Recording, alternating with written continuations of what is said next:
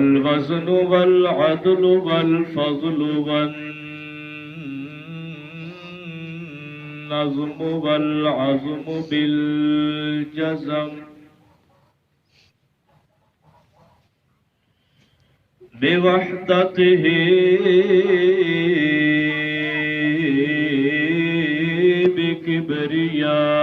بكبريائه بسلطان وبإتقان وبإيمان بسلطان وبإتقان وبإيمان وبيان في فرقان وحده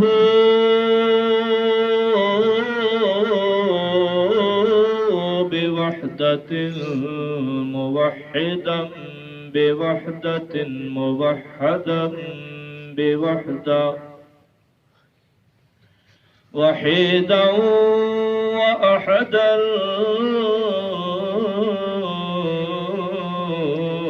بلا مدد وجدد ونسب ووصف في الكمال لا شريك له ولا نذير له ولا مشير له ولا مثل له ولا مثال له لا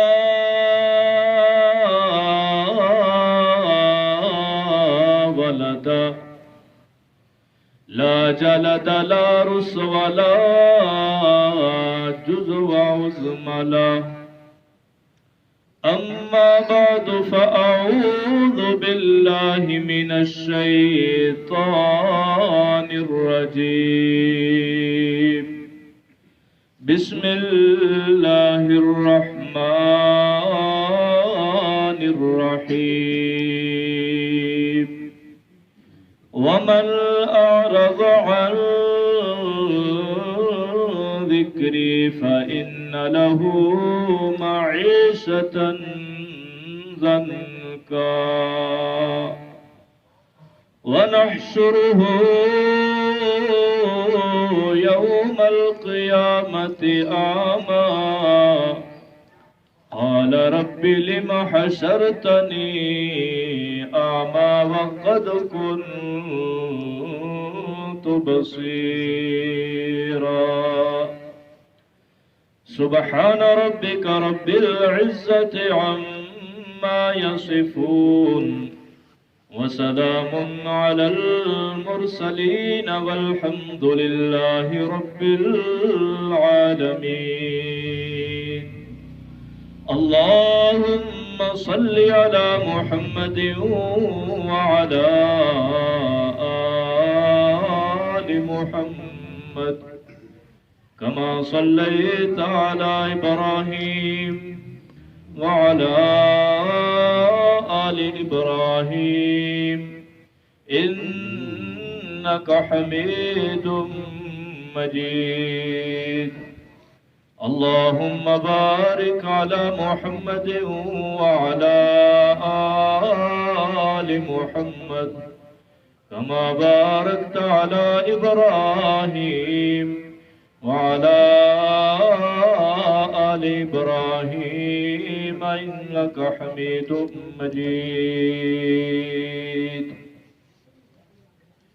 واجب الاحترام دوستو بزرگوں عزیز بھائیوں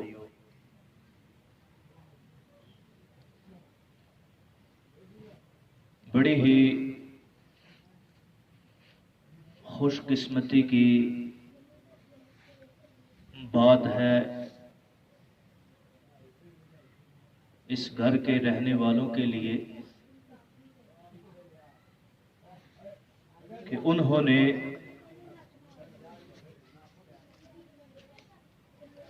درس قرآن کا انعقاد کیا ہے،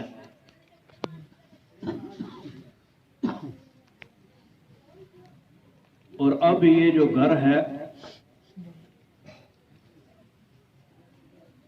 آسمان والوں کے لیے ستارے کی طرح چمک رہا ہے۔ جس طرح زمین والوں کے لیے یہ آسمان دنیا ستاروں سے بھرا ہوا چمکتا ہوا نظر آتا ہے، تو اسی طرح جس گھر کے اندر اللہ کا ذکر کیا جا رہا ہو تو وہ گھر آسمان والوں کے لیے ستاروں کی طرح چمکتا ہوا نظر آتا ہے۔ تو اس طرح کی محافل درس قرآن ہر گھر کا شوق ہونا چاہیے کہ میرے گھر یہ ذکر ہو، ہر کسی کی تمنا ہونی چاہیے، ہر کسی کی خواہش ہونی چاہیے کہ میرے گھر میں اللہ کا ذکر ہو۔ تو اللہ آپ کی اس کاوش کو اپنی بارگاہ عالیہ میں قبول و منظور فرمائے، اور اس کو آپ کی نجات کا ذریعہ بنائے۔ تو قرآن مجید سے کچھ حصہ میں نے تلاوت کیا ہے، دعا کریں کہ اللہ سبحانہ و تعالی مجھے توفیق عطا فرمائے کہ اس آیات کے مطابق بیان کرنے کی، اور بعد میں ہم سب کو اس پر عمل کرنے کی بھی توفیق نصیب فرمائے۔ اس آیت کو سمجھنے سے پہلے ایک مثال ہے، اسے ذرا سمجھنا ضروری ہے۔ مثال کے طور پہ ایک باپ ہے، اس کے دو بیٹے ہیں۔ ایک بیٹا باپ کو باپ تسلیم ہی نہیں کرتا، سرے سے باپ کا انکار کرتا ہے کہ یہ میرا باپ ہی نہیں، اور دوسرا بیٹا باپ کو باپ تسلیم کرتا ہے، مانتا ہے کہ یہ میرا باپ ہے، لیکن اس کی بات کو نہیں مانتا۔ جو وہ کہتا ہے وہ کرتا نہیں، جس سے روکتا ہے اس سے رکتا۔ تھوڑا تھوڑا ساتھ بولتے جائیں تاکہ وقت گزرتا جائے۔ اسی طرح قرآن مجید کے بھی دو مخاطب ہیں، ایک کافر ہے اور دوسرا مسلمان ہے۔ کافر سرے سے قرآن کا انکار کرتا ہے اور کہتا ہے کہ یہ اللہ کی کتاب ہی نہیں، یہ من گڑت کتاب ہے، اور مسلمان قرآن کو قرآن تسلیم کرتا ہے کہ یہ منزل من اللہ ہے، اللہ کی نازل کردہ کتاب ہے، لیکن اس کی بات کو مسلمان آج نہیں مان رہا۔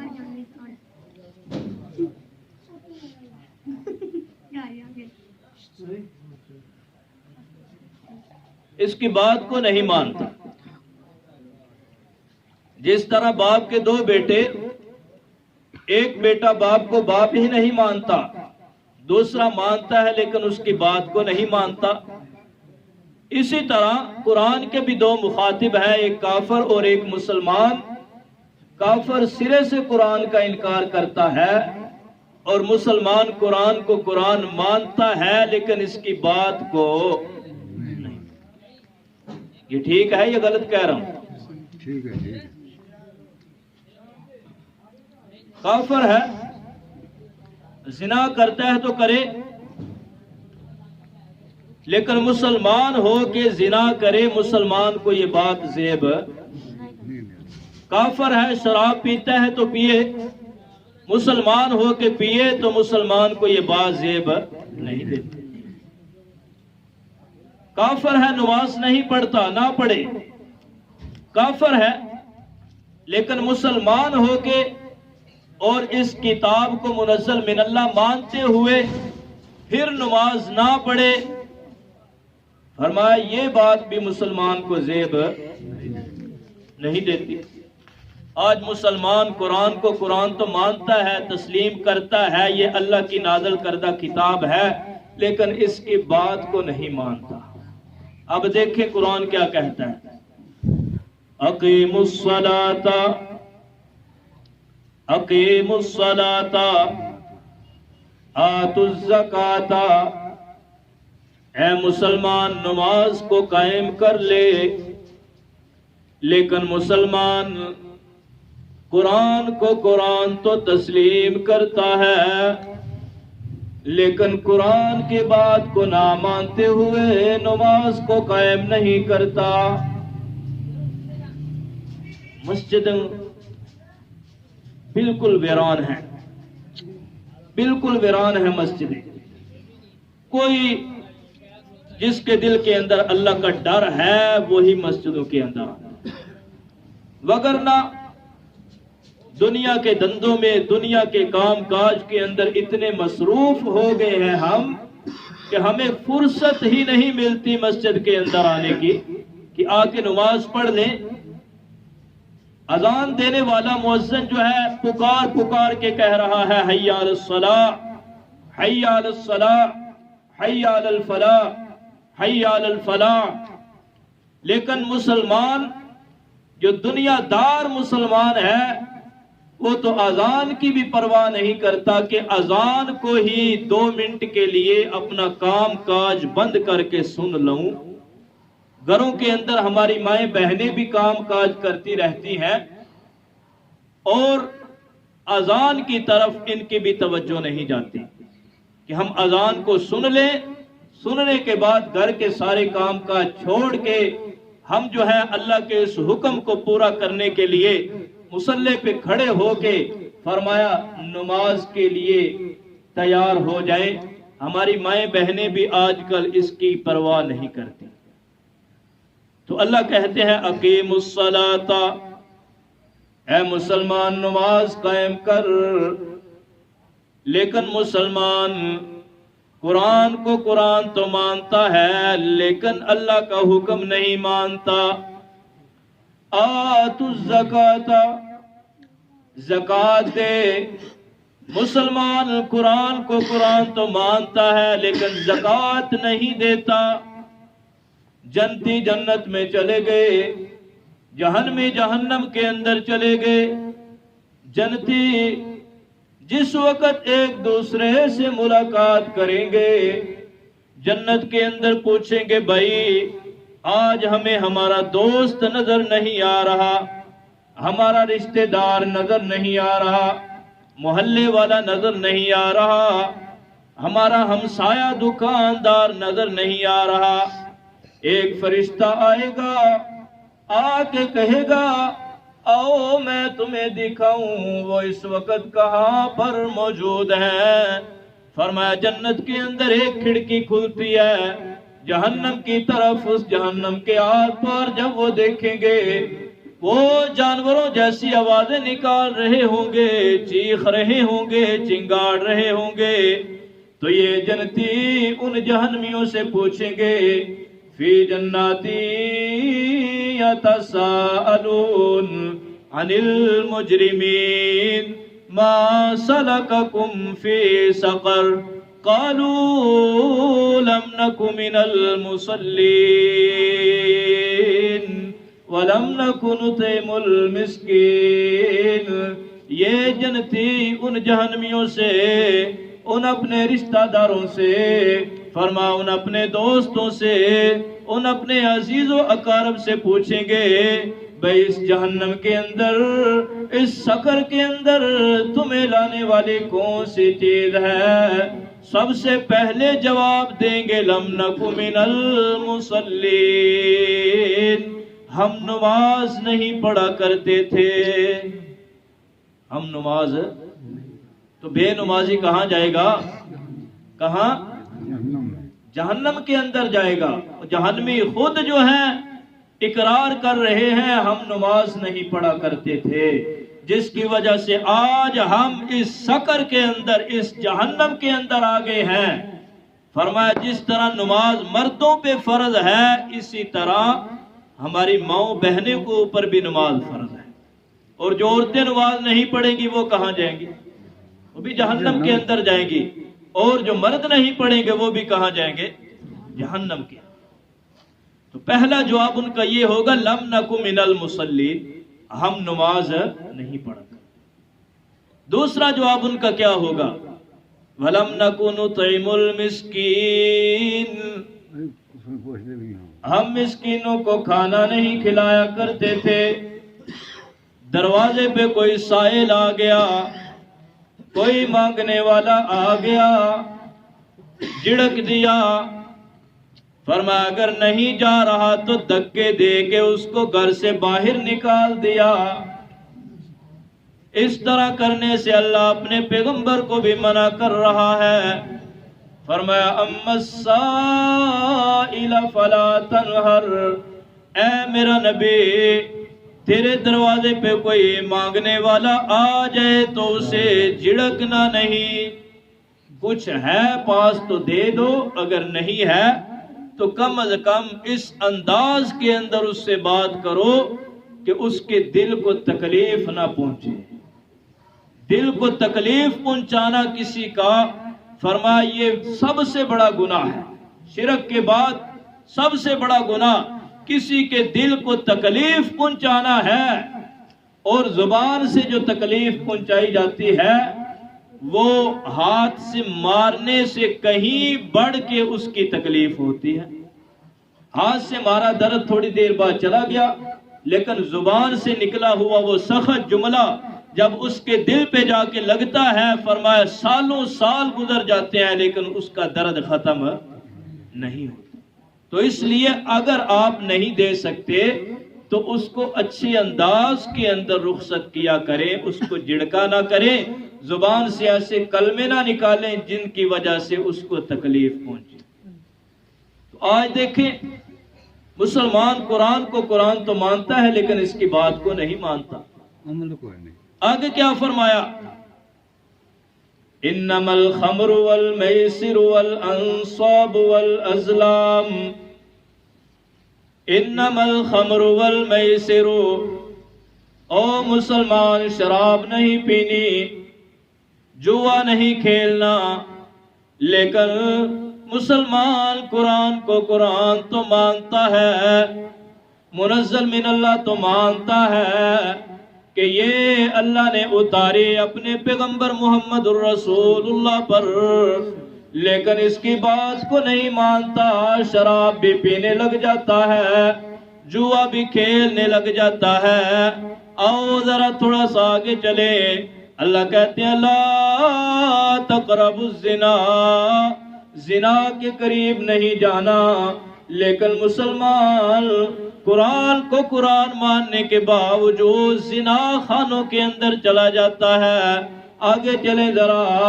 اللہ کہتے ہیں یا ایھا النبی قل لازواجکا وبناتکا ونساء المؤمنین یدنین علیہن من جلابیبہن، اے میرا نبی اپنی بیویوں کو حکم دے نظر آ، اپنی بیٹیوں کو حکم دے نظر آ، اور ایمان والی عورتوں کو حکم دے جو تیرے زمانے کے اندر پائی جاتی ہیں، جو صحابہ کے زمانے میں پائی جائے، جو تابعین کے زمانے میں پائی جائے، جو تبع تابعین کے زمانے کے اندر پائی جائے، یہاں تک کہ قیامت تک آنے والی ہر ایمان والی بی بی کو میرا پیغمبر حکم دے دے کہ غیر محرم سے پردہ کر لے.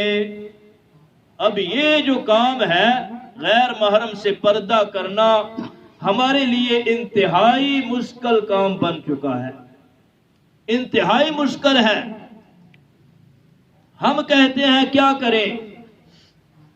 اگر میری گھر والی، میری بہن، ماں، بیٹی پردہ کرنے لگ جائے تو رشتہ داریاں ختم ہو جاتی ہیں. رشتہ دار گھر نہیں آتے، وہ بولنا چھوڑ جاتے ہیں کہ جب ہم گھر آتے ہیں چہرے کو چھپا کے ایک طرف ہو کے بیٹھ جاتی ہیں. ایک حدیث سنیں، نبی محترم صلی اللہ علیہ وسلم کا ارشاد ہے، لا طاعت لمخلوق فی معصیت الخالق، فرمایا جہاں خالق کی نافرمانی ہوتی ہو وہاں مخلوق کی اطاعت کرنا جائز نہیں۔ رشتہ داری چھوٹتی ہے چھوٹ جائے، کنبے والے ناراض ہوتے ہیں ہو جائیں، کوئی گھر آتا ہے آئے سو بسم اللہ، جو نہیں آتا نہ آئے، لیکن تمہارا رب تو راضی ہونا چاہیے، پروردگار تو راضی ہونا چاہیے۔ یہ پردہ کس لیے ہے؟ اللہ کو راضی کرنے کے لیے ہے، اس کے حکم کو پورا کرنے کے لیے ہے۔ لیکن ہم سمجھتے ہیں کہ اگر ہماری گھر والی پردہ کر لے گی، ہمارے رشتہ دار ہمارے گھر نہیں آئیں گے، ہمارے کنبے والے ہمارے گھر نہیں آئیں گے، ہمارے سے تعلق ختم کر دیں گے۔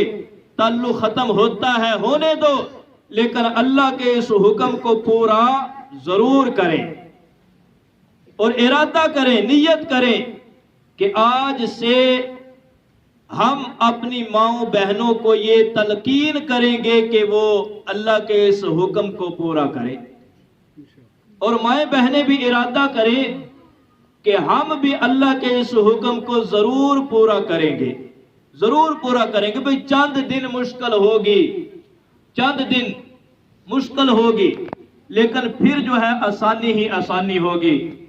فَإِنَّ مَعَ الْعُسْرِ يُسْرًا، إِنَّ مَعَ الْعُسْرِ يُسْرًا۔ اللہ کسی کے اوپر ہمیشہ تنگی نہیں لاتا، تنگی کے بعد آسانی بھی آتی ہے، ضرور آتی ہے۔ فرمایا ایک تنگی ہے اس کے بعد دو آسانیاں اللہ لاتا ہے۔ فَإِنَّ مَعَ الْعُسْرِ يُسْرًا، إِنَّ مَعَ الْعُسْرِ يُسْرًا۔ ایک تنگی کے بعد کتنی آسانیاں ہیں؟ دو آسانیاں ہیں۔ فرمایا گناہ کو چھوڑنا اگر مشکل لگتا ہے تو تھوڑی دیر کے لیے اس مشکلات کا سامنا کر لیں، لیکن بعد کے اندر آسانی ہی آسانی ہے۔ اللہ ہماری ماؤں بہنوں کو پردہ کرنے کی توفیق نصیب۔ تو اللہ جو ہے قرآن کے اندر بار بار کبھی کسی چیز کا حکم دیتا ہے، کبھی کسی چیز سے روکتا ہے، اے ایمان والو یہ کام کر لو، اے ایمان والو اس چیز سے رک جاؤ۔ اللہ کے بتائے ہوئے احکام کے اوپر چلنا اور اس کے فرمایا منع کردہ کاموں سے رک جانا، یہی بندگی ہے، یہی بندگی ہے۔ لیکن اگر انسان اپنی مرضی کرے تو یہ بندگی نہیں ہے، یہ شیطان کی بندگی ہے، یہ رب کی بندگی نہیں ہے۔ جس وقت مسلمان کی یہ حالت بن جاتی ہے کہ قرآن کے اوپر عمل کرنا چھوڑ دیتا ہے، اپنی خواہشات کے پیچھے چلنا شروع ہو جاتا ہے، تو اللہ کا قرآن اس بندے کے بارے میں کیا کہتا ہے؟ من اعرض عن ذکری فإن له معیشة ضنکا، من اعرض عن ذکری فإن له معیشة ضنکا، جس نے میرے قرآن سے اعراض کیا، میرے قرآن کو پیچھے چھوڑ دیا، میرے قرآن کو کمر دے دی، میرے قرآن کے حکموں کو پامال کر دیا، وہ بندہ کان کھول کے سن لے، میں اللہ نہیں، میں دنیا میں بھی اسے عذاب نہ دوں اور آخرت میں بھی اسے عذاب نہ دوں۔ اللہ دنیا کے اندر کیا عذاب ہے؟ کیا کھانے کے لیے کھانا نہیں ہوگا، سر چھپانے کے لیے کوئی عمدہ مکان نہیں ہوگا، پہننے کے لیے اچھا لباس نہیں ہوگا، اس کے پاس نوکر چاکر نہیں ہوں گے، جائیداد نہیں ہوگی، اس کی دنیا کے اندر ٹھاٹ باٹ نہیں ہوگی، عزت نہیں ہوگی۔ اللہ کہتے ہیں نا نا، اس طرح کی تو کوئی بھی بات نہیں۔ کھانے کے لیے بڑے بڑے اچھے کھانے اس کے پاس، پینے کے لیے عمدہ سے عمدہ مشروبات، پہننے کے لیے اچھے سے اچھے لباس، اچھے سے اچھے جوتے اس کے لیے۔ فرمایا آگے بھی نوکر، پیچھے بھی نوکر، دائیں بائیں بھی نوکر، محلات بھی اچھے، گاڑیاں بھی اچھی، اللہ تو پھر عذاب کیا ہے؟ اللہ کہتے ہیں سب کچھ ہے لیکن اس کے دل میں اطمینان والی دولت نہیں رکھوں گا۔ سب کچھ ہے لیکن سکون نہیں۔ آپ بڑے بڑے مالداروں کو جا کے دیکھ لیں جو قرآن سے آری ہیں، جو قرآن سے بالکل پیچھے ہٹے ہوئے ہیں، فرمایا کہ ان کے پاس سب کچھ ہے لیکن ان کے دلوں میں سکون ہی نہیں۔ ان کو تو نیند نہیں آتی، رات کو 10 گولیاں بھی کھا لیں پھر بھی کہتے ہیں کہ سکون نہیں، چین نہیں، اطمینان نہیں۔ یہ اطمینان کیوں نہیں؟ اس لیے کہ ان کے دلوں کے اندر اس قرآن کی کوئی ویلیو نہیں، قرآن کی کوئی قدر نہیں۔ اور جو بندہ قرآن کی عزت کرتا ہے، فرمایا کھانے کے لیے اس کے پاس سادہ سا کھانا ہو، پہننے کے لیے بالکل سادہ سا لباس ہو، اور سر چھپانے کے لیے بالکل سادہ سا مکان ہو، لیکن اس کے دل کے اندر داخل ہو کے دیکھیں، فرمایا اطمینان ہی اطمینان ہے، سکون ہی سکون ہے، وہ تو تھوڑی سی پہ راضی ہو جاتا ہے۔ فرمایا یہ جو کمزور سا مکان ہے اس کے اندر بھی وہ بڑا خوش رہتا ہے۔ کیوں؟ اس لیے کہ اس کے دل میں اطمینان اور سکون والی دولت ہے، دولت ہے سکون والی۔ اور جس کے دل میں یہ دولت نہیں، محلوں کے اندر بھی وہ بے سکون ہے، کاروں اور کوٹھیوں میں بھی وہ بے سکون ہے۔ یہ دنیا کے اندر عذاب ہے، اب دیکھیں آخرت میں کون سا عذاب ہے۔ فرمایا وَنَحْشُرُهُ يَوْمَ الْقِيَامَةِ أَعْمَى قَالَ رَبِّ لِمَ حَشَرْتَنِي أَعْمَى وَقَدْ كُنْتُ بَصِيرًا۔ قیامت کا دن فرمایا اللہ ایسے لوگوں کو اندھا کر کے اٹھائے گا، نبینا کر کے اٹھائے گا، آنکھوں سے نظر کوئی نہیں آ رہا۔ حسرت سے پوچھیں گے اے پروردگار لما حشرتنی اعمی، یہ تو نے میری آنکھوں کے ساتھ کیا کر دیا، مجھے نظر کیوں نہیں آ رہا؟ دنیا کے اندر تو ان آنکھوں سے دیکھ کے کبھی دوسرے ملک جایا کرتا تھا، ان آنکھوں سے دیکھ کے کبھی دوسرے شہر چلا جایا کرتا تھا، کبھی بازار سے سودا صرف لینے کے لیے چلا جایا کرتا تھا۔ اے اللہ آج میری آنکھوں کو کیا ہو گیا؟ بینائی ختم کیوں ہوگی؟ اندھا مجھے کیوں کر دیا؟ اللہ کہیں گے رب لما حشرتنی اعمی وقد كنت بصیرا قال كذلك اتتك آیاتنا فنسیتها۔ اسی طرح تیرے پاس میرا قرآن آیا، کبھی میں نے حکم دیا اقیم الصلاۃ، نماز کو قائم کر لے، تو نے میرے حکم کو ٹھکراتے ہوئے نماز کو قائم نہیں کیا۔ کبھی میں نے حکم دیا آت الزکاۃ، بندے زکات دے، تو نے میرے حکم کو پامال کرتے ہوئے زکات نہیں دی۔ کبھی میں نے منع کیا زنا سے، تو زنا کرتا رہا، کبھی میں نے منع کیا شراب سے، تو شراب پیتا رہا، کبھی جوئے سے منع کیا تو جوا کھیلتا رہا، کبھی شرک سے منع کیا تو شرک کرتا رہا، کبھی فلاں قبر پہ جا کے سجدہ کرتا رہا، کبھی فلاں قبر کی مٹی چاٹتا رہا، کبھی فلاں بزرگ کے نام کے بکرے ذبح کرتا رہا۔ میں اللہ تمہیں روکتا رہا، تو نے میری ایک بھی نہیں سنی، تو نے میری سنی انسنی کر دی۔ فرمایا کذالک اتتک آیاتنا فنسیتها، جس طرح تو نے میرے قرآن کو اس دنیا کے اندر بلا دیا، میرے احکام کو اس دنیا میں ٹھکرا دیا، آج میں اللہ نے بھی تجھ کو بلا دیا۔ اللہ بندے کو بھول جائے گا، بلا دے گا اسے، اس کی طرف اللہ دیکھے گا بھی نہیں کہ جو بندہ اللہ کی نافرمانی کرنے والا ہے اس دنیا میں، اس کی طرف اللہ دیکھے گا بھی نہیں۔ لیکن وہ دیکھیں آج سے 1400 سال پہلے صحابہ کی ہسٹری پڑھ کے دیکھیں کہ جنہوں نے قرآن پہ عمل کیا تھا، قرآن کے پیچھے لگے تھے، قرآن کی ایک ایک بات کو مانا تھا، دل و جان سے قبول کیا تھا۔ فرمایا ان کی ذرا ہسٹری پڑھیں، آپ کو پتا چلے کہ ان کے دل کے اندر صرف اور صرف ڈر تھا تو کس کا؟ اللہ کا۔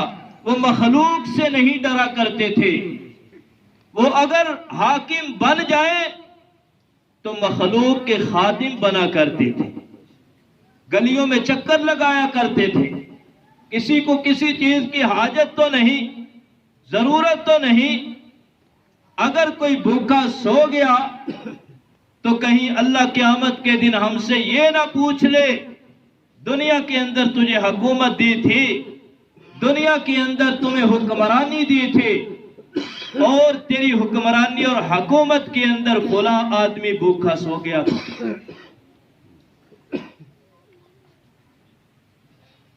تو صحابہ کرام جو تھے ان کے دلوں کے اندر قرآن تھا، قرآن کے اوپر عمل کرنے والے تھے۔ وَمَنْ أَعْرَضَ عَنْ ذِكْرِي فَإِنَّ لَهُ مَعِيشَةً ضَنْكًا وَنَحْشُرُهُ يَوْمَ الْقِيَامَةِ أَعْمَى۔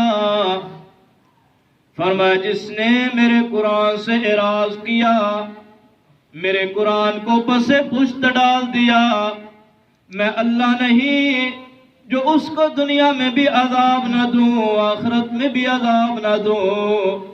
دنیا میں اللہ اس کے دل سے اطمینان کھینچ لیتا ہے، سکون کھینچ لیتا ہے۔ جب قیامت کا دن ہوگا، قبروں سے اٹھنے کا وقت ہوگا، یہ اندھے اور نبینے ہو کے اٹھ جائیں گے۔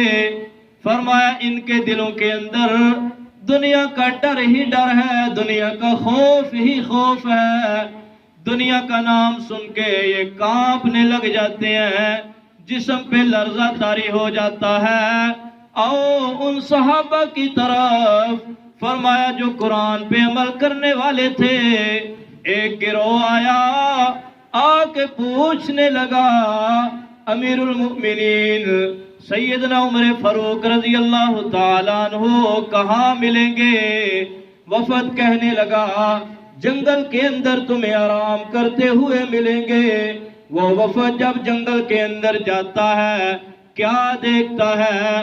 فرمایا اتنی مربع میل کے اوپر حکومت کرنے والا یہ امیر المؤمنین حضرت عمر فاروق رضی اللہ تعالیٰ عنہ اینٹ کا سرہانہ بنا کے آرام کر رہے ہیں، اپنے ہتھیار بھی پاس رکھے ہوئے ہیں۔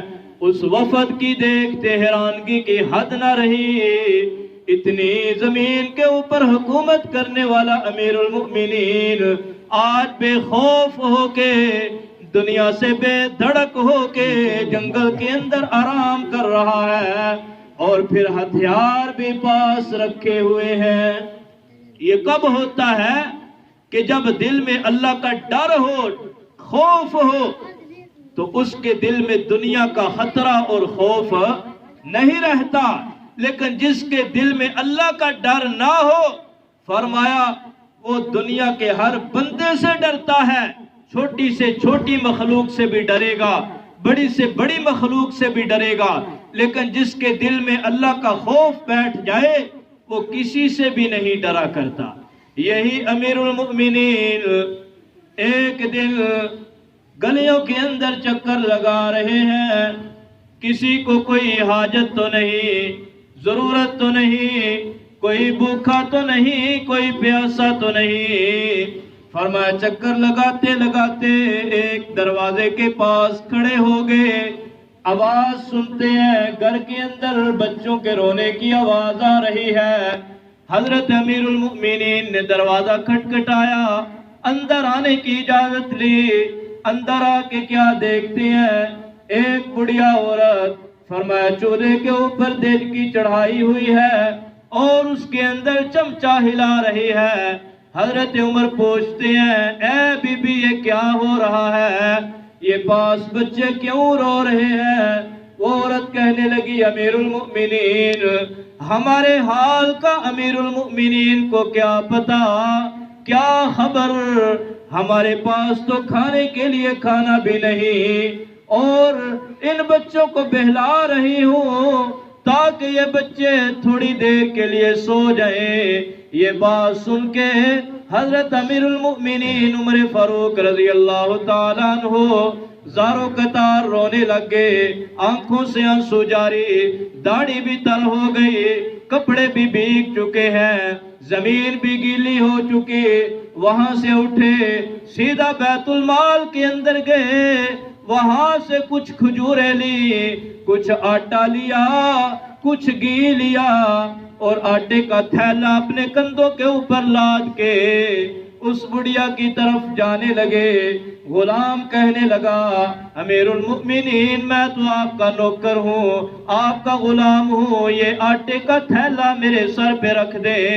امیر المؤمنین جس کے دل کے اندر اللہ کا اتنا ڈر ہے، اتنا خوف ہے، وہ کہنے لگے، تو میرا غلام تو ہے، تو میرا خادم تو ہے، لیکن یہ آٹے والا بوجھ میرا ہے، تیرا نہیں۔ یہ بوجھ کس کا ہے؟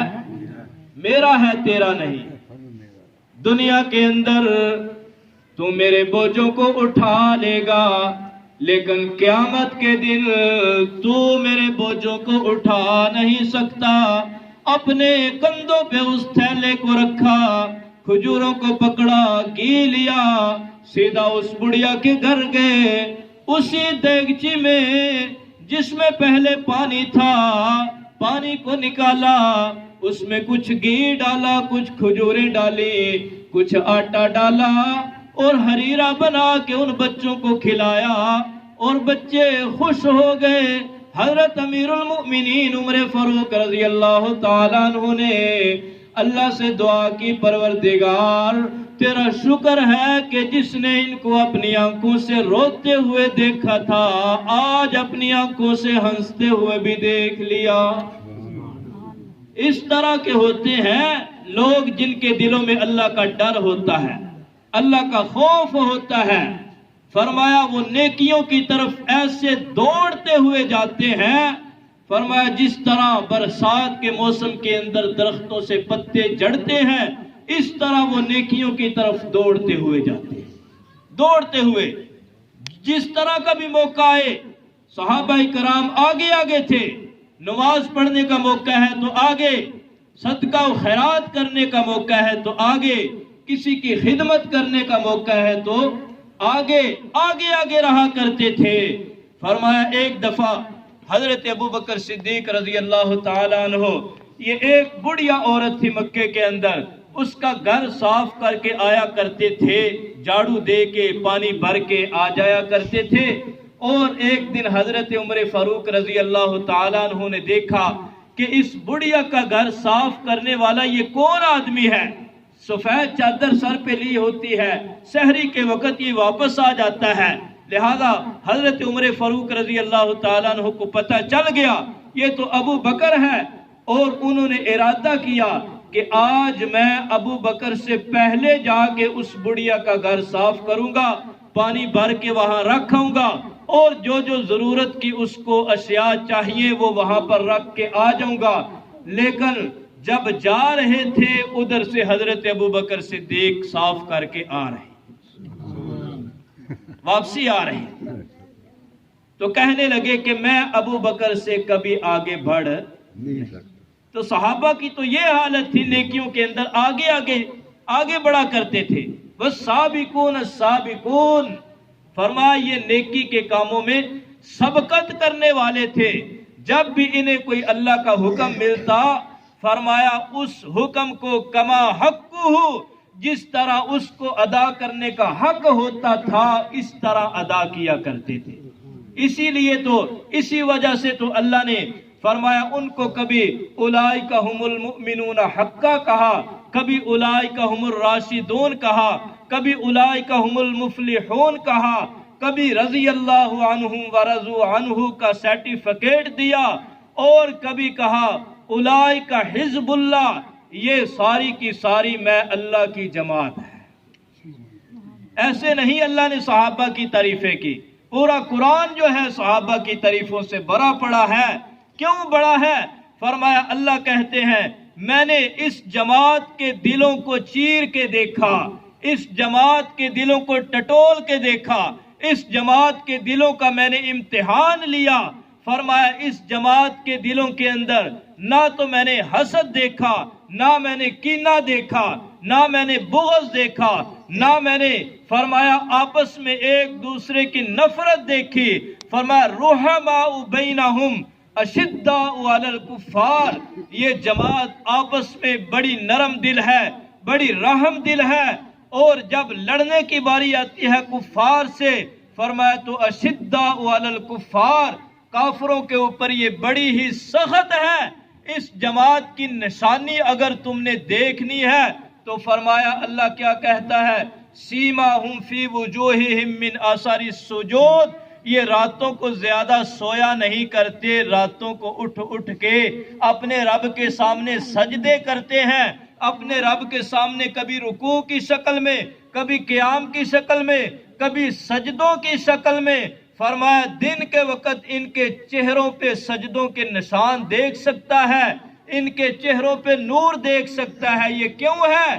فرمایا یہ راتوں کو تھوڑا سوتے ہیں، اللہ کی عبادت زیادہ کرتے ہیں. یہ جماعت ہے فرمایا جس کے دل کے اندر صرف ڈر ہے تو کس کا ہے؟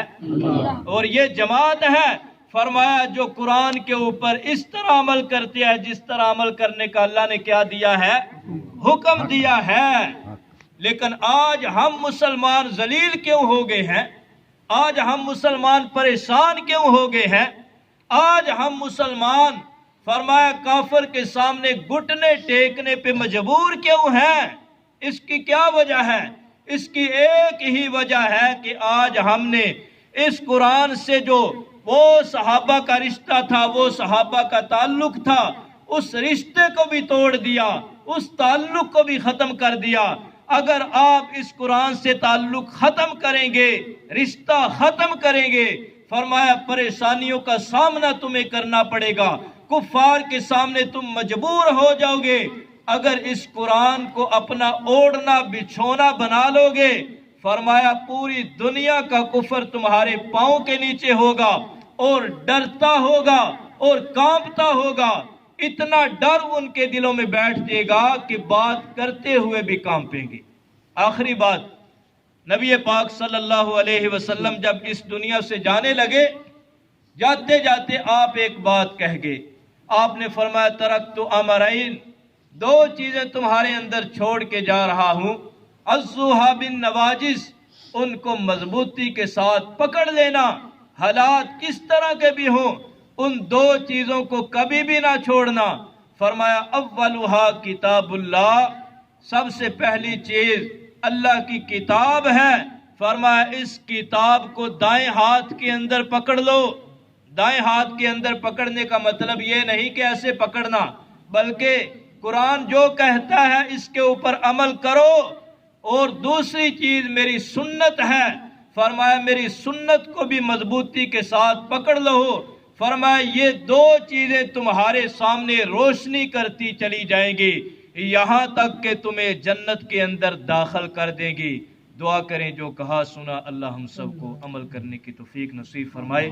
وآخر دعوانا بڑا مزہ آیا